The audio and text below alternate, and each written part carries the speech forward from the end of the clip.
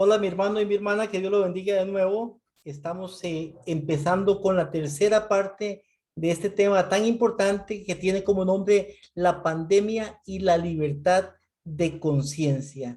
La libertad de conciencia, la libertad de pensamiento, la libertad de creencias, la libertad de expresión son libertades que el ser humano necesita y que Dios le ha dado. Lamentablemente hay grupos políticos, gobiernos, iglesias, religiones y otros sectores más también que han querido con el tiempo limitar, quitar esa libertad de conciencia a las personas. Toda persona tiene el derecho de aceptar lo que él quiere aceptar, siempre y cuando este derecho no pisotee los derechos de otra persona también, pero siempre y cuando cumpla con ese propósito, entonces todos tenemos el derecho, no tenemos que ser o no tenemos por qué ser obligados a aceptar lo que dice un grupo porque tenga más fuerza, porque sea más grande, porque tenga más poder que otros. Recordamos cómo la Iglesia Católica, Apostólica y Romana durante 1260 años pisoteó la conciencia de los seres humanos que vivían en ese tiempo. La gente no pensaba por sí misma, porque la Iglesia quería pensar por ellos. La Iglesia hacía lo que quería, lo que le daba la gana, y el que hacía lo contrario a lo que decía la iglesia era encarcelado, era torturado, era castigado, sus familias también, y finalmente eran quemados, decapitados y muertos para que los demás vieran lo que sucedía con los que estaban en contra. Después de esto, que pasan los 1260 años de persecución, principalmente para el pueblo de Dios, el pueblo que leía la Biblia y estudiaba y no quería hacer lo que decía el papado porque la conciencia no se los permitía. Después de esto viene el tiempo en que Napoleón Bonaparte, en este caso, acaba con esa hegemonía papal, encerrando al papa. Después el papa muere, pero termina este tiempo y la Iglesia Católica Apostólica Romana pierde poder político, pero el poder religioso nunca lo perdió totalmente. Ahí lo mantuvo en algunos sectores, en algunos lugares, y sabemos, usted y yo como estudiosos de la Biblia, que lo va a volver a recuperar en un tiempo. El punto 3, la libertad de pensamiento o la libertad de conciencia, una libertad importante que como seres humanos debemos de tener. ¿Qué es la libertad de conciencia o la libertad de pensamiento?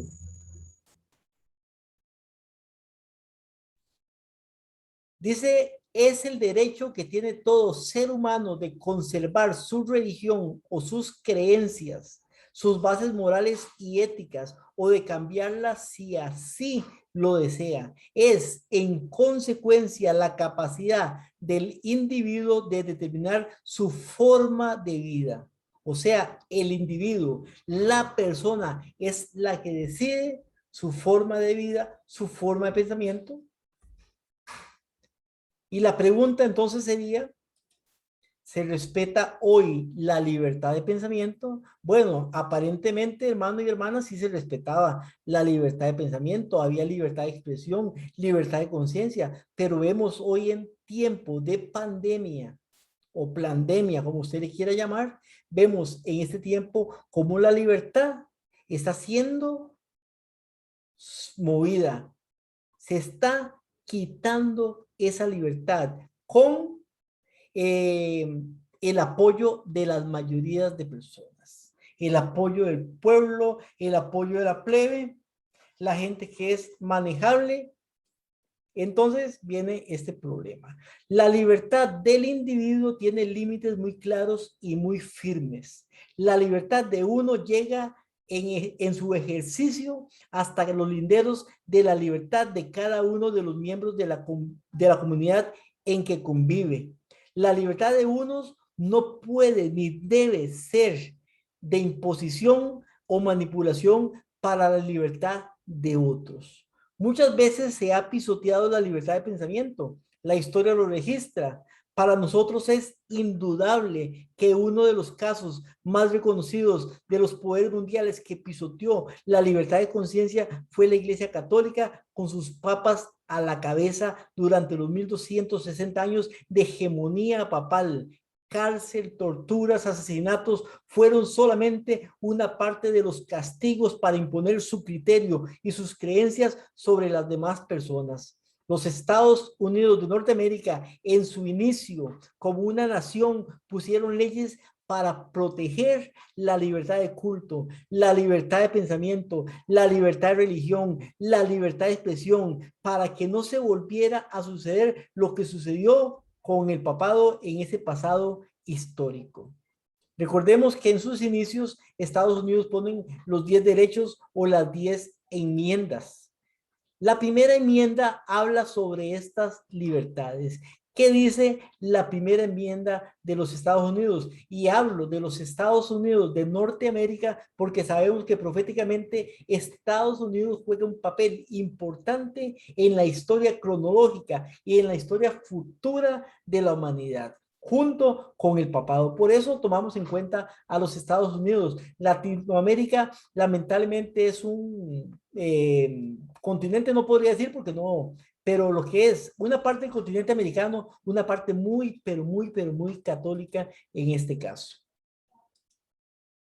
La primera enmienda a la Constitución de los Estados Unidos prohíbe la creación de cualquier ley con respecto al establecimiento oficial de una religión, la creación de cualquier ley que reduzca la libertad de expresión, la creación de cualquier ley que vulnere la libertad de prensa, la creación de cualquier ley que interfiera con el derecho de una reunión pacífica. Eso dice la primera enmienda. Sin embargo, hoy en día lamentablemente vemos como estas leyes están siendo infringidas, cómo se está reduciendo la libertad de expresión, cómo se está reduciendo la libertad y el derecho de expresarse, de pensar, de decidir. Eso está pasando lamentablemente hoy en el mundo, en el tiempo que estamos del 2019 en adelante, en el tiempo de la pandemia. Las iglesias en los Estados Unidos. Vamos a ver.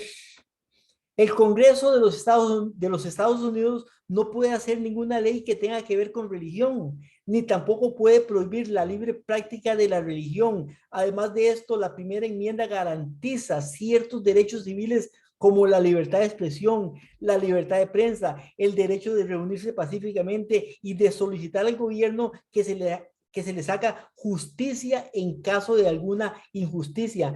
La Constitución de los Estados Unidos dice que el Congreso no puede hacer ninguna ley que establezca religión o prohíba a la gente que practique su religión o sus creencias. La primera enmienda se aplica a todo el país, pero es interesante, y ponga atención, es interesante que ninguna legislatura estatal en los Estados Unidos ha proclamado una ley prohibiendo que las iglesias se reúnan. Los que prohibieron reunirse a las iglesias fueron los gobernadores de los estados y los consejos municipales, que en realidad no son propiamente leyes porque ellos no pueden legislar. En algunos estados de los Estados Unidos han multado con miles de dólares a las iglesias por reunirse y encarcelado a pastores que no están dispuestos a seguir los protocolos que prohíben reunirse los domingos. Las iglesias adventistas todas cerraron de acuerdo al protocolo. Las iglesias adventistas somos muy obedientes a los mecanismos de salud y a todas estas cosas, todos estos protocolos. Sin embargo, hay muchas iglesias protestantes que no han estado de acuerdo en esas cosas y han abierto y han sido multados, los pastores han sido encerrados. Muchas iglesias dominicales están abiertas desafiando el mandato del gobierno y como resultado viene el castigo. ¿Qué dice la Declaración Universal de los Derechos Humanos? Esta declaración, como usted lo puede ver acá en pantalla, dice: Los derechos humanos son inherentes en cada ser humano. Cada ser humano es libre. Cada ser humano es libre de decidir qué sustancia entra en su cuerpo. La Declaración de los Derechos Humanos, la Declaración Universal, es un documento adoptado por la Asamblea General de las Naciones Unidas en su resolución 217 el 10 de diciembre de 1948, despuesito de la Segunda Guerra Mundial. Eso fue en París, que recoge en sus 30 artículos los derechos humanos básicos. Este que acabamos de leer, uno de esos derechos básicos de los seres humanos. Sin embargo, usted y yo sabemos que la historia se va a repetir. Toda persona debe de tener derecho de decidir por sí mismo en lo que se refiere a sus creencias. Nadie puede obligar a una persona por medio de leyes. Nadie debe de hacerlo. Ahora nos quieren imponer educación de nuestros niños o la educación de nuestros niños y lo hemos aceptado sin ni siquiera darnos cuenta. Están enseñando a nuestros niños, a nuestros hijos, al futuro, con enseñanzas antimorales, antiéticas, de las que no estamos de acuerdo, pero que no nos damos cuenta, y ahí están nuestros niños en las escuelas, en los colegios, siendo educados de una manera anticristiana y obligatoria. La mayoría de personas se vacunan solamente por temor a no morir. El temor es el instrumento que ha utilizado Satanás y le ha funcionado a la perfección. La historia da evidencia de ello. Después de esto, de que pasa el temor, entonces solamente se ofrecían premios a aquellos que voluntariamente se pusieran la vacuna. A muchos les gustan los premios y están dispuestos a hacer muchas cosas con tal de obtener uno. Bonificaciones, premios, días libres, aumento de salarios y otros más a aquellos que acepten ponerse la vacuna. Por eso en las empresas muchas personas se ponen las vacunas. Ya los primeros fueron por temor, pero ahora por bonificaciones y por premios. Sin embargo, algunas personas no se dejaban atrapar por esos premios, por lo que viene el siguiente paso, el tercer paso en este caso, que son las restricciones, multas, no ascensos, pérdidas de trabajo, el carnet de vacunación obligatorio para viajar en transporte público, para poder comprar en tiendas y comercios. Entonces, la gente se ve como presionada, como obligada, que aunque no lo quiera, al final de cuentas, termina aceptando la vacuna por la presión, por el temor, porque le conviene, por los premios, por no perder el trabajo y por muchas cosas más.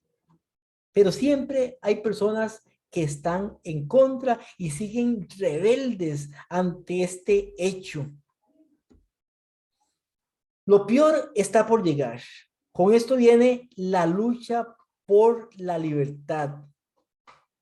La lucha entre la libertad y la obligación legal. La vacuna, al igual que otras cosas, debería ser una decisión de cada persona. Nadie debería tener el poder de obligar a otros a hacer lo que no quieren. Y esto lamentablemente está sucediendo en los Estados Unidos y en todos los países del mundo, incluyendo a Costa Rica. Unos primero, otros después, unos más fuertes, más restrictivos que otros, pero todo se va a llegar a unir en esta obligación.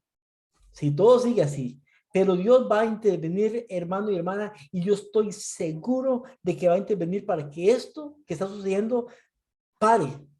Pero viene lo peor. Lo peor está después, ahora lo vamos a ver más adelante en la Biblia, que es la palabra de Dios. Porque son medidas que están sucediendo que se pueden comparar con lo que va a pasar en el tiempo del fin con la marca de la bestia y el sello de Dios. Entonces, muchos están luchando por sus derechos y los derechos de otros, mientras otros solo miran desde la barrera, no apoyan a uno, no apoyan a otro y se van donde más les conviene, como decimos aquí en Costa Rica, donde más les calienta el sol. No tienen opinión propia ni decisión propia. Entonces, como decíamos al principio, creo que en el video número 1, nosotros como cristianos, como adventistas del séptimo día, que tenemos un mensaje para el tiempo del fin. ¿Qué pasa cuando llega una persona que por sus creencias cree que no sería bueno para él no ponerse la vacuna? ¿Qué le diría a usted, hermano y hermana? Hey, hermano, mejor póngasela porque ya, si no, no va a poder entrar aquí, si no, no puede viajar. Eso sería lo que nosotros como cristianos deberíamos de decirle.